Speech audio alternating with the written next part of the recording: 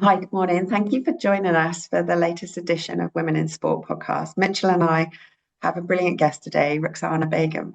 She's very impressive, has over 20 years of combat sport experience, and is the first woman in the world to win titles in both Muay Thai and boxing. And we're very excited to be discussing how particular challenges Ruqsana experienced as women in sport were overcome.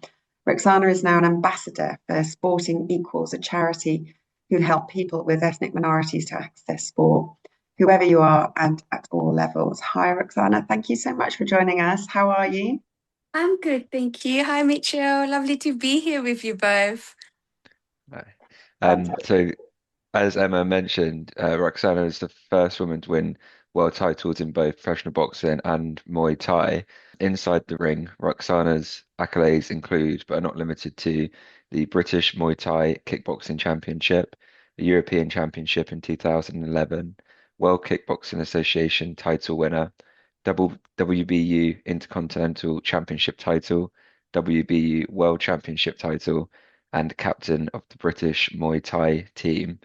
And then outside of the ring, Roxana is a boxing and Muay Thai coach for Fight for Peace, which is a charity which uses combat sports training as a prevention and rehabilitation model to confront child and youth participation in crime and gangs. Roxana was awarded the Sports Personality of the Year at the Asian Achievers Awards, created a sports hijab for combat fighting sports to encourage participation for Muslim women, published a book titled Born Fighter, which was shortlisted for William Hill Sports Book of the Year and was even selected to carry the Olympic torch at London 2012. More recently, Roxana appears in the upcoming mixed martial arts film titled Tramp, where she plays the role of Adriana AI. I'd like to start first of all by asking you some questions about your professional career. So what first drew you to combat sports and how did you first discover Muay Thai? So I remember being 7, 8, and my uncle used to come over quite often, and he used to watch Bruce Lee. And at that age, even at that age, I was fascinated by Bruce Lee, the sheer speed, the accuracy. And I guess I saw him as an inspiration, someone so small that could move so fast. And I think that's what drew me to martial arts initially. And then growing up, I just kind of just always fascinated what I could do with my own body. But I knew it was out the question, being a female, being an Asian Muslim female, to join a martial arts club. It was just out of the question for someone like me. And obviously, I knew my parents were struggling financially as well. So I couldn't ask them for additional after school club to join after school clubs. So, yeah, I think that was my initial kind of interaction.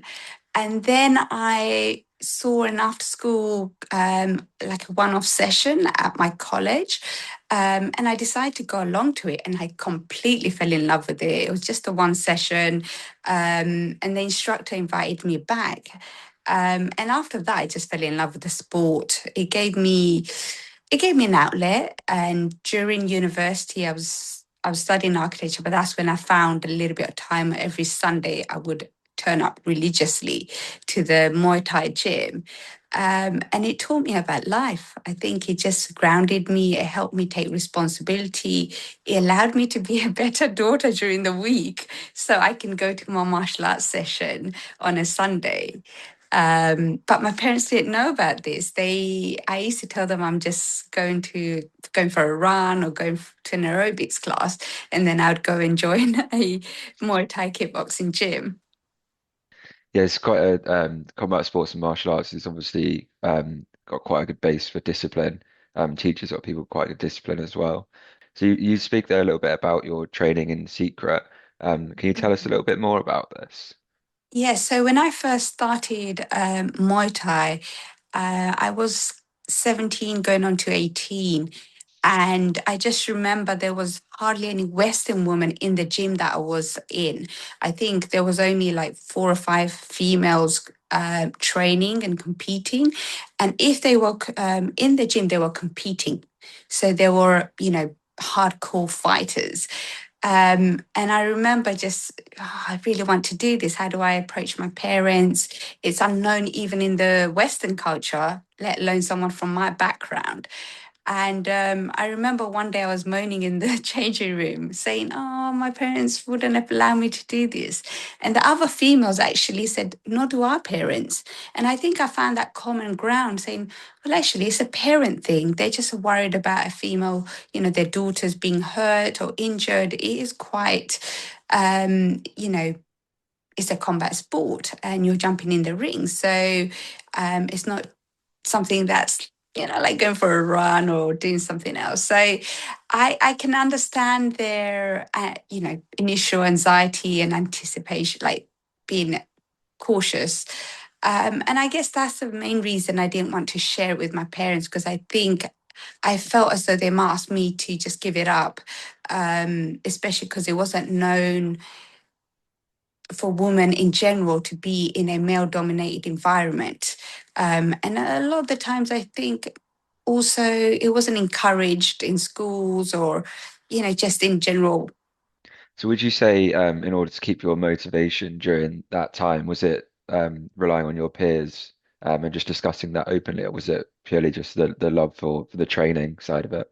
I think I just had the love for it. I was just so excited every week to learn something different. I loved how my body felt. I love how I was being a better person in general. And I think one of the most important things that I found in sport was presence, because I was always worried about stuff. I was always caught between two cultures, the Eastern culture and the Western culture, my tradition, my upbringing. And at the same time, I wanted to be this progressive female, ambitious and ahead of my time. So I was constantly in conflict with all these different worlds. And what sport gave me was presence and identity. And this was my space where I could just be me. And I remember even my coach used to say, he's like, "Oh, you're like in a goldfish bowl. I think you're going to explode one day." And I never did, because I think I found my outlet. He didn't understand. I never knew what I was missing out on. And I explained that to him. I don't know what I'm missing out on. So for me, this is great. This is joy. So That's great. And then obviously you went from training in secret to competing in championships, and yes, you went on to win the bronze at the World Amateur Kickboxing Championships in 2009, I believe. Um, yes. would you say that that was the moment that you realized that this is sort of more than a hobby to you? Yeah. I think what happened was, so once I graduated from university, I followed the traditional route. My parents wanted to arrange a marriage proposal for me. And I thought I had to do everything in that order. Um, and I had an arranged marriage during the summer. And then I actually got depressed because it was too overwhelming for me. It was a culture shock. So I started I saw my GP. She asked me to return back to my parents' home. And at that point, my parents actually took a step back and they allowed me to go training. I even introduced my father to my coach. And I think he just felt really reassured that I'm in a safe environment, and they're focusing on all the right attributes, and character building. So my father never agreed to me training, but he never disagreed either. He just turned a blind eye. So sometimes I would say, "I'm going to the gym." They wouldn't ignore me. And I remember, say, 2009, when I got selected for the World Championships in Thailand, I was scared. I had to be out there for a whole month to climatize. And I didn't know if my parents were going to let me go or they'll just tell me, "No, you can't go on the day." But what I did was I took the silence as consent and I thought, okay, I'm just going to carry on as I am. And I think part of them felt really guilty with what happened with the arranged marriage, because I did everything I was asked to do as a traditional daughter. So I think that was a turning point for me, that it was a blessing in disguise that this tragedy happened in a way. And then that allowed me to kind of open up and be more transparent with my parents. See, that obviously was one of the turning points that then led Yeah, you to kick on. Um, and you went on to win the Muay Thai British title in yeah, 2010, and then followed that up with a European Championship in 2011. yeah, Um, and then you went on to win the World Kickboxing Association title in 2016. Is yeah. it possible to sum up the feeling of winning titles of that stature, or? I think so. Initially, when I went to the World Championships in 2009, it was just to experience the whole event. It's like the Olympics. Like when I arrived, it was like 150 countries competing. You had Morocco, you had Iran, you had all these various different countries competing. So for me, it was an eye opener thinking, wait a minute, there's so many Muslim countries here competing. And this is where I got the inspiration for a sports hijab, because that didn't prevent them. They were wearing hijabs designed for sports. And then there I was with like three other girls, four other girls from Great Britain we weren't even funded. So we were struggling to even pay for our travel and accommodation. And then we see like teams like Morocco with a full squad, 20 girls, all funded with prize money. So it was a huge eye opener for me as as a British person, thinking, wait a minute, I could do this. And I think that first bronze medal led me to think, okay, I can do this, one step at a time. And I've got nothing to lose here, just go for it. And I think that just drove me each and every year. I never thought I'd become a world champion. I think it was always, if I win a bronze, why can't I win a silver? If I win a silver, why can't I win a gold? And it was constantly driving myself and building confidence through small gains and victories. Mm. And then, so you sort of conquered the Muay Thai world, and some people at that stage might be satisfied with their achievements. But then more recently, you've made the switch to professional boxing, Mhm. and went on to win the Intercontinental Championship in 2023 and a World Championship in 2025 to become the Mhm. first woman to win world titles in both professional boxing and Muay Thai. Was there a specific reason that you made that switch, or was it to chase that sort of accolade of being the first woman to do it? Actually, I didn't think of that. But I think at the time, when I was still competing in Muay Thai, women's boxing in 2012 was the first year women's boxing was accepted Mm, in the Olympics. And I remember watching Nicola Adams, being so mm. inspired. And me and my coach were talking about, why don't you switch over? You would do amazing in boxing, because my boxing was very strong. But I couldn't leave Muay Thai at that point because I felt like I was cheating on Muay Thai. So I had to finish what I had started. And once I finished, I thought, what's next? Nothing's challenging me anymore. I could walk into the gym, hold my own, even on a day I wasn't feeling very well. So I think that was the reason I wanted to switch to boxing. A, to challenge myself, and humble myself as well, and to be stimulated again. And B, it was just a second bonus journey. I never thought I'd become another world champion. That was a goal because I'm very ambitious. But the first year I was signed by David Hay. So straight Mm. away, without any amateur experience, I was so fortunate that David Hay, signed me. And then we were off to Las Vegas training out there with one of the best coaches in the world, Salas Ismail. So I was just so fortunate for that experience. And then COVID happened. So Uh, then I lost the sponsorship, and like I was with Gymshark as well. I lost all of that. But I started working on myself. I still went back to my old gym, continued to train, and then continued to just follow my dream. And I'm so grateful. Last year, I finally got my world title, and I'm looking to fight for an intercontinental title again for the WBA now, which is historically one of the most prestigious belts out there. So Muhammad Ali held the same belt. So that's the one I'm going for now. And then if I win that, I get to fight for a world title for WBA. So yeah. Wow, that's fantastic.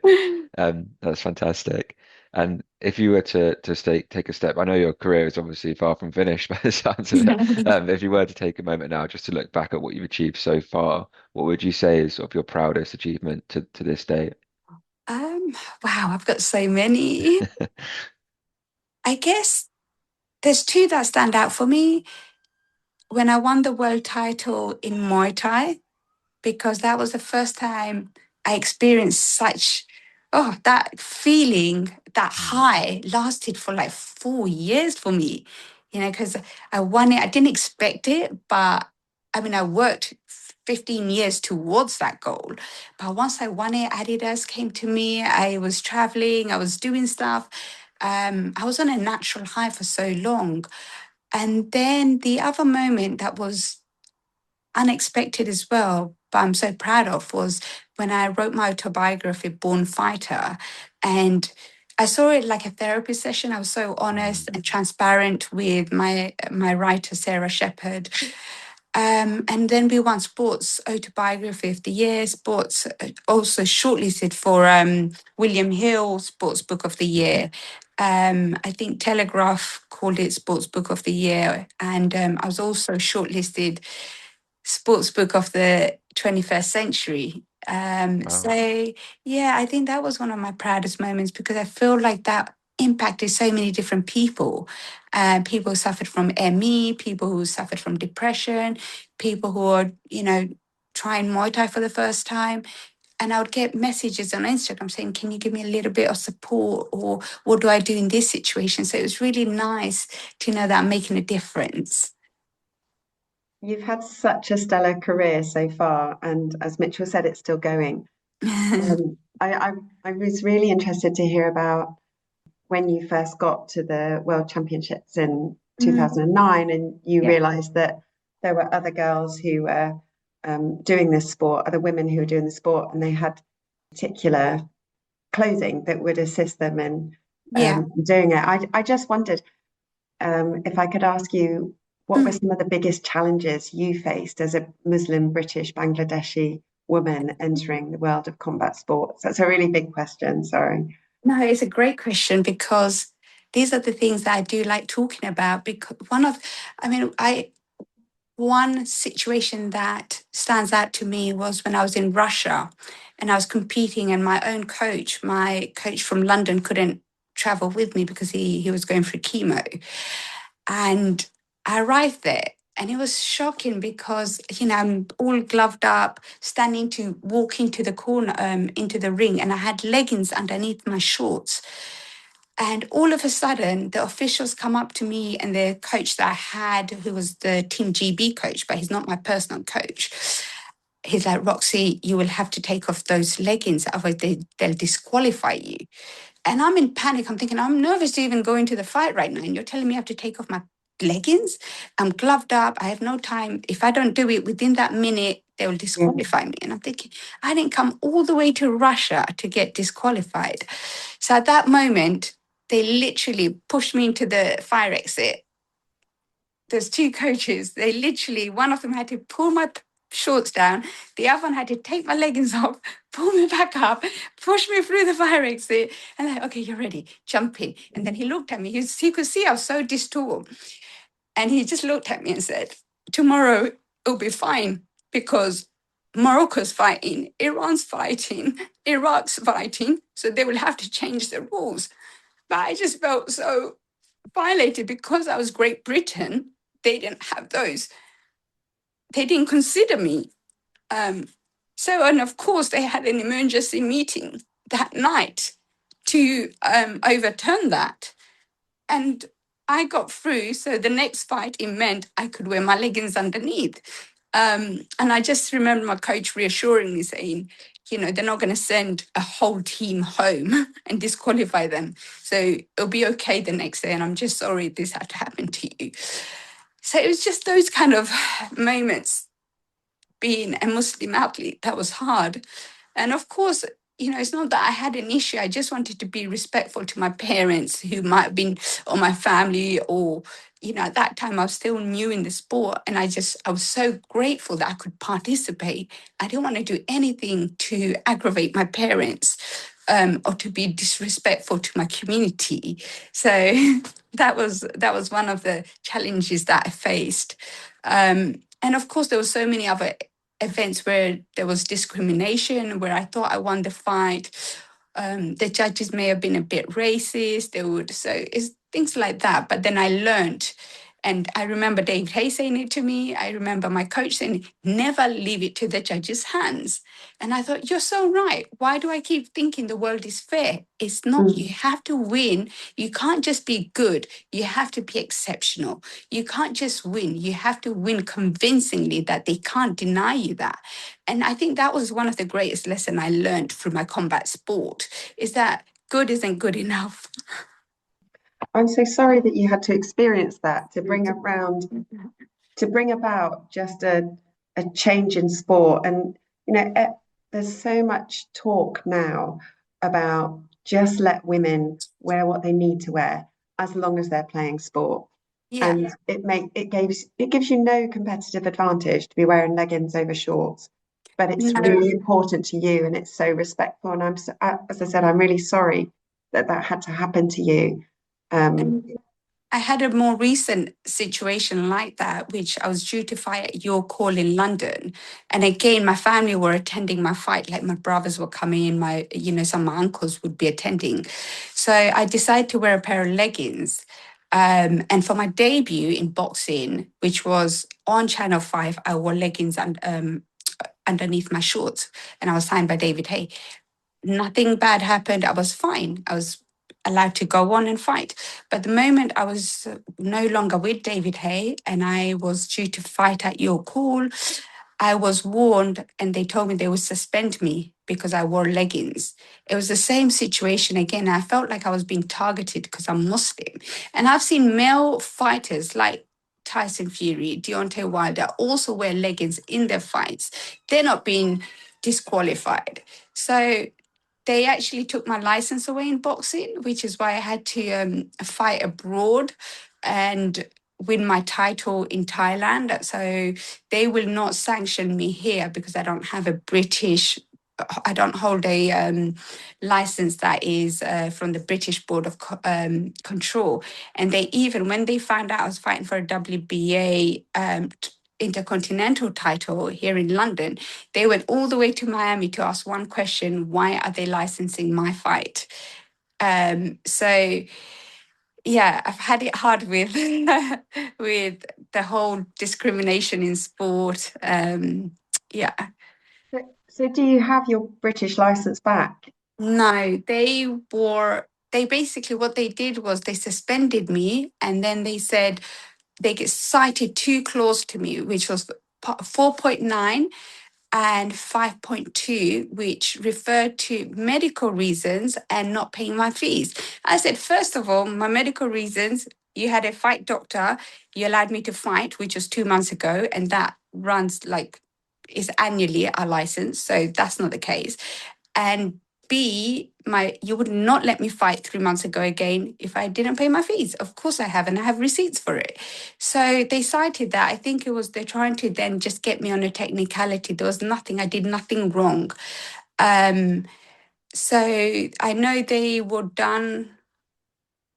were taken to court by two other people who also called them racist. And I know there was a Channel 4 news documentary on the British Board of Control on various racism situations that were going on. So, and I was one of them who I just felt like was it racism? Is it Islamophobia? I didn't know. It could be a bit of both. And I just thought all I was trying to do was inspire the next generation. For me, just representing made me feel proud of myself. And all I wanted to do was fight. I just thought, why are you targeting me? So I couldn't understand that.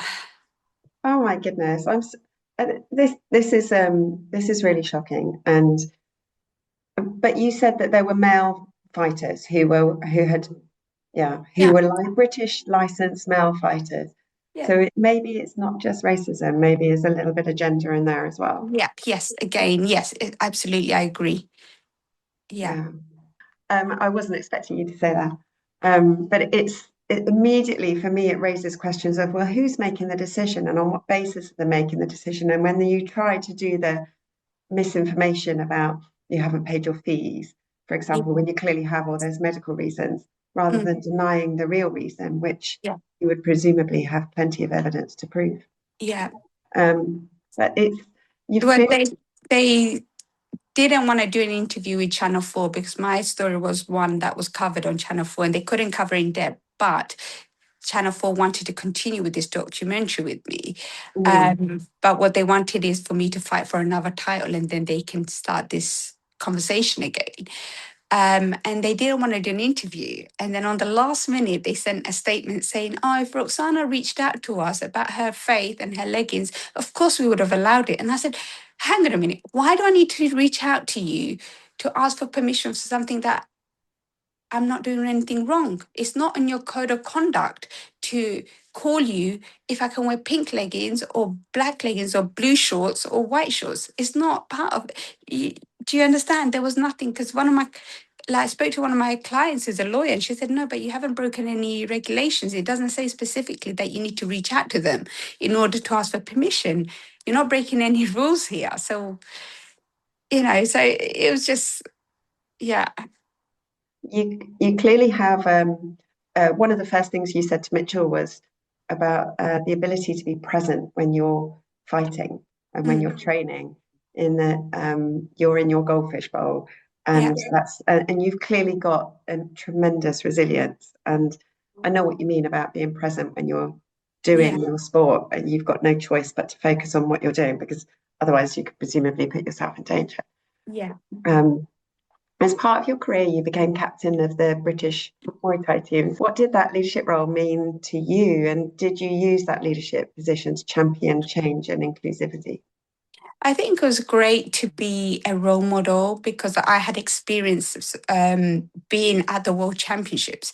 And the occasion could be quite overwhelming. And all the other new participants in the team, that was their first time. So I was the most experienced. I knew, okay, this is how it works. You have to keep your weight down in case you're fighting the next day. If you have injuries, this is how you deal with it. It was all the inside stuff that I had already experienced and had knowledge and wisdom. So I was able to kind of communicate that with the team.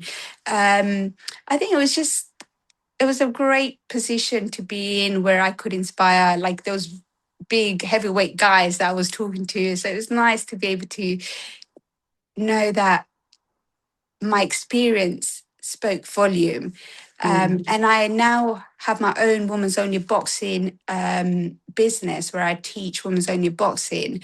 I no longer work at Fight for Peace. So I've developed my own school for ladies where I can teach them. And I think that's taught me a lot about leadership and how to be a good leader. And a lot of the time is good leaders know how to actually communicate better and know how to play to other people's strength rather than just asking what is expected. How can I explain it to someone so they're incentivized, they understand, and they feel valued? And I'm still learning. Sounds brilliant. You are clearly an advocate for inclusivity in sport. And I understand you have been involved in creating a line of sports hijabs. Can you tell us a bit about where this idea came from and the process? Yeah. So the first time I saw someone wear a sports hijab was actually in 2009, and we had nothing like that in Great Britain. Like when I used to do PE sessions at school, we didn't have any sports hijab or any kind of, because everyone would be wearing safety pins. So there was a health and safety hazard there. Because that's how you would kind of wrap your scarf around. So when I saw these fabrics where they're wearing like lycra sports hijab, and I think a lot of the Moroccan girls were wearing it. You had Iran and Iraq definitely wearing it. And I was just absolutely, it was an eye-opener for me. So when I came back, I started researching and I realized there was no one else had done anything like it. Nike did as a one-off sports hijab for a Muslim athlete who's a runner. But I thought, wait a minute, it shouldn't be there just for elite athletes. It should be there for the masses, for the mothers who want to go for a run, for young girls who are taking part in PE sessions, for elite athletes, for to make it inclusive. Sport should be accessible to everyone. So then I started looking into like designing the sports hijab and then looking into factories that could make it. It was a long journey and I eventually got there and I was so proud. And then my website got hacked and I ran out of money. But yes, that was a great moment, and it's something that I'd like to return now that I have.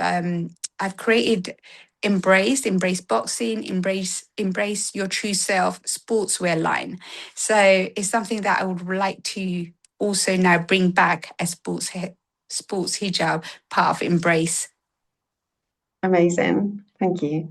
As you're giving back so much to your community and combat sports, you've taken up this role as instructor in Muay Thai classes, including the ladies' classes. And how important is coaching in general to your involvement in diversity and inclusivity? I think initially it started off as giving back to my community and to teach just once a week, Muay Thai on a Sunday. But now it's developed into a whole movement because I actually predominantly teach boxing now and Muay Thai once a week still on a Sunday, but the rest of the time I'm coaching boxing.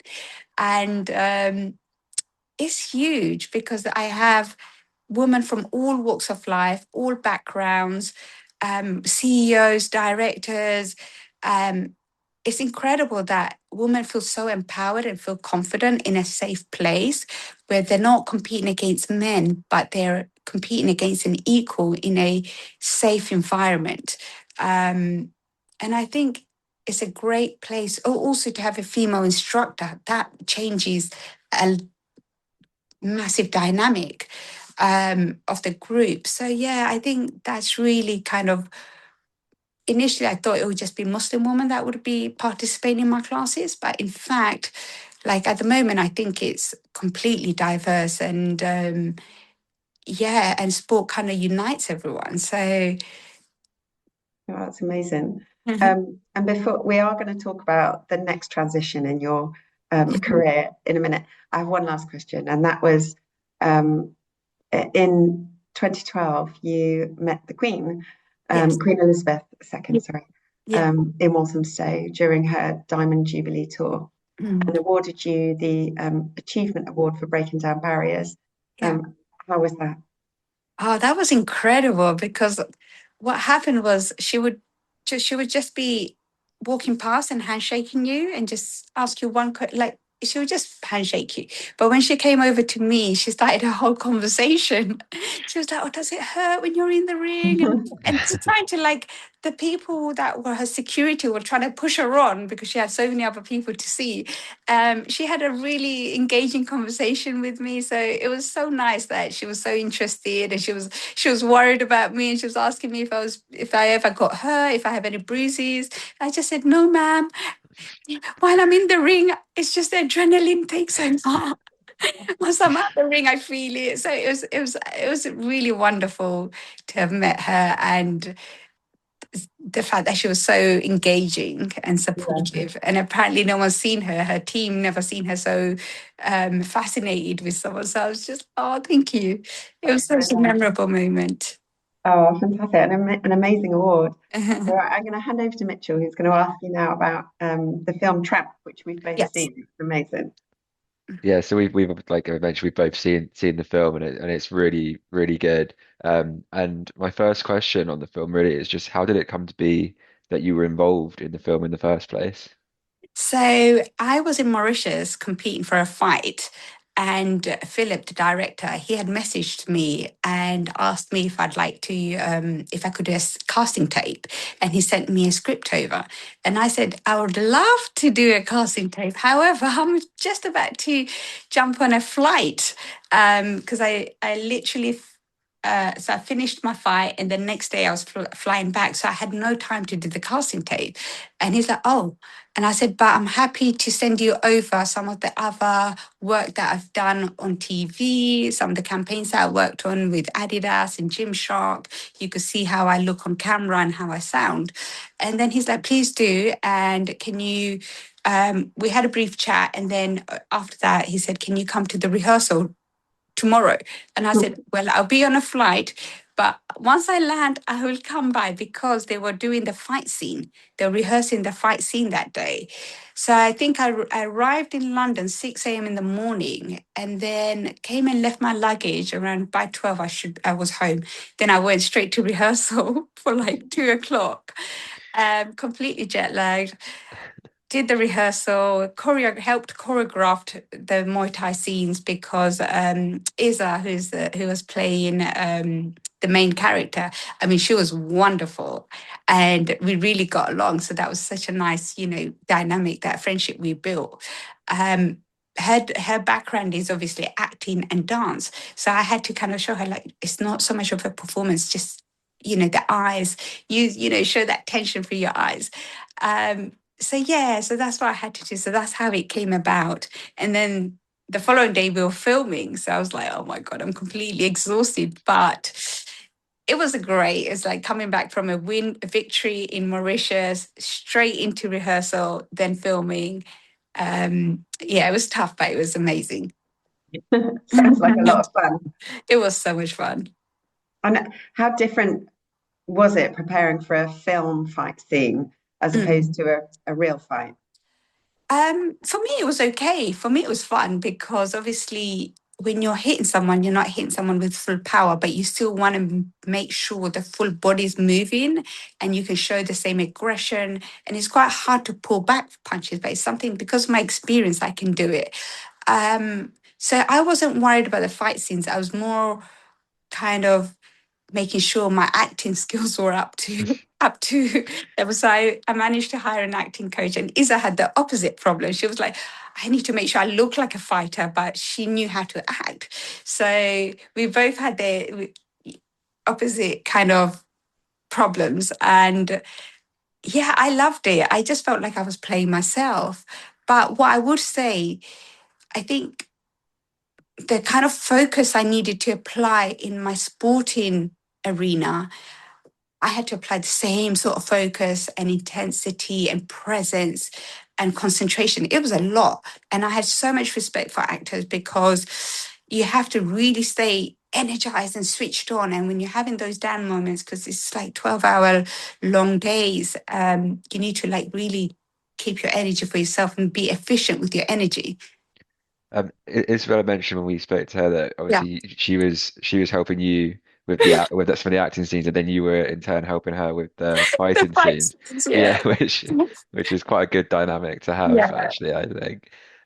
When it came to the choreographing or rehearsing of those fight scenes, how much input and involvement did you have in sort of deciding what would happen? Were you given quite a sort of free rein on that, or was it I, still decided from you? yeah, it was great because we had a team that was really open, and because they knew I would actually know what would happen in a real fight. Mm. They kind of allowed me to show them, no, this looks a bit gimmicky. This would not happen in a fight. So we were able to kind of adapt and adjust in the actual fight scenes. And of course, we rehearsed, and then we had only 20 minutes camera time on the night when we were filming, but we rehearsed well enough to make sure, just keep it simple, keep it effective, because that's how a fight would be. You wouldn't be doing, yes, you could do the flashy stuff, but certain things would not really happen. So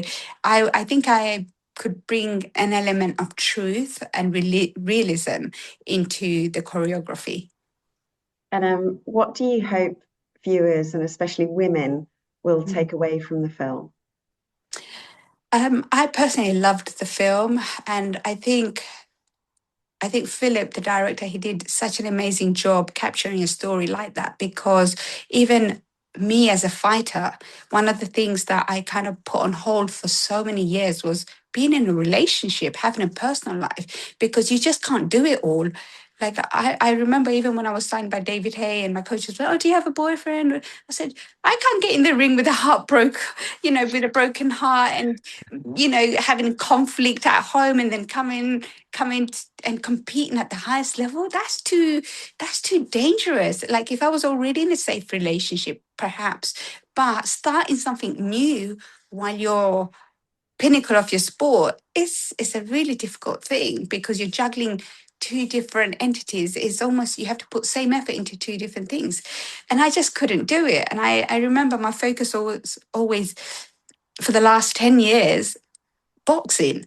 And I just said to myself, no, I need to just focus. Someone comes along, they come along, but I just need to focus, because it's incredibly difficult. And I don't know how hard it is to then be a mother on top, to care for someone, to have, no sleep, and then to go into training and compete at the highest level. So I have the utmost respect for mums, and especially in combat sport, because even me being single, I have to be so selfish with my time, because a lot of the time sport isn't just taking part. A lot of the time it's recovery. I need more recovery than I need to be in the gym. So Yeah, it's such a fantastic film, and it's coming to Amazon, I think. I don't know when the release date is, but it covers, it covers the sport, the realism of it. But as you say, it covers those issues about relationships, yeah, and being a parent as well. because I think emotional health and mental health is a big part how you perform in the ring and how you leading up to the fight, because not what happens in the fight, it's the weeks before that your preparation. So yeah, it's a story that's never been told before, how a woman faces these challenges, and not being supported by family or parents. And this is something I think a lot of female fighters could resonate with, because the support it was never there from before, because the structure and the facilities weren't there. And it's not that people didn't want to support, it's just no one knew how to support.